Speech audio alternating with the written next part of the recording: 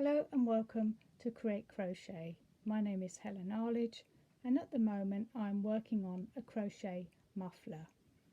I'm using scraps of pink, cream, grey, white, burgundy yarn, and I'm working in trebles with a 5mm crochet hook.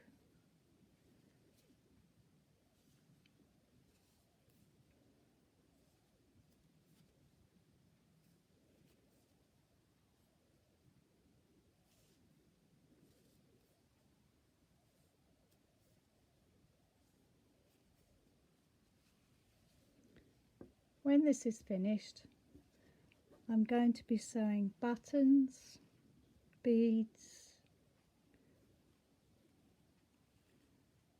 crochet rings and bows on so that they can be fiddled with. These are good for people with dementia, people who suffer with anxiety or who have autism.